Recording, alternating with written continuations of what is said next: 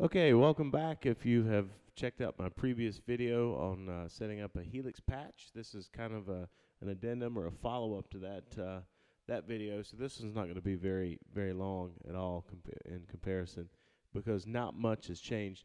I did do a couple of tweaks to it just to experiment that I wanted to share. I've previously been using the Dr. Z model, which I used from the HD 500 days, and great sounding model. But in the latest firmware, or one of the last firmware revisions, they added this Matchless amp, and I always been a fan of Matchless amps.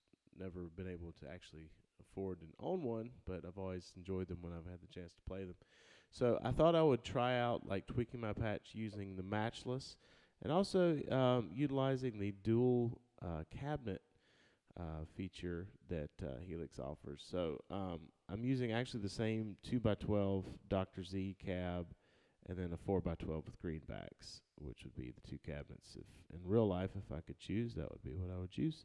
So I separated the amp and cab out to kind of accommodate the DSP needs. I dropped down a couple of delays that were sitting up here in the top path into the bottom path. Sonically, no difference, just using the second chip to process that to free up enough DSP power to run the matchless and dual cabs up here. So the only other change is added the tube screamer was there, but did a Centaur or Minotaur as they call it to replace one of the tube screamers. Just again, I kind of want to just try something different. This adds more natural, basically just a natural gain boost, more neutral gain boost than Tube Screamer kind of has its own mid-range character.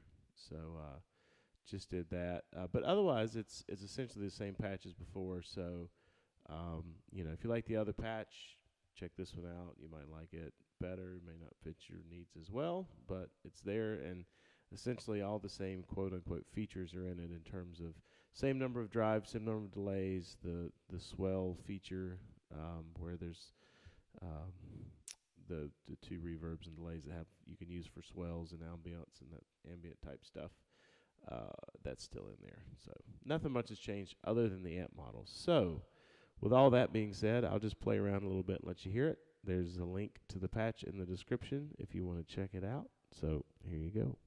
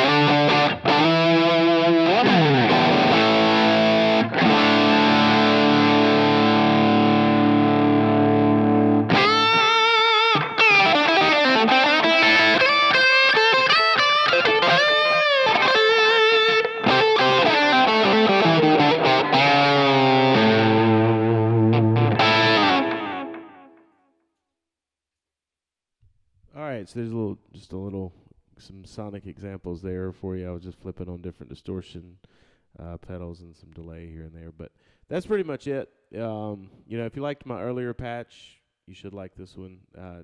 Not a whole lot of difference. If I had to describe it, to use a phrase that I hear thrown around a lot on forums, this one has a little more amp in the room feel to it.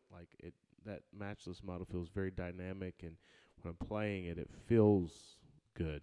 It feels the interaction with the strings when you're playing it feels pretty good. So anyway, like I said, want to keep this one quick, but just a little slight update to what I did before. So hopefully some folks out there will enjoy it. Thanks for watching.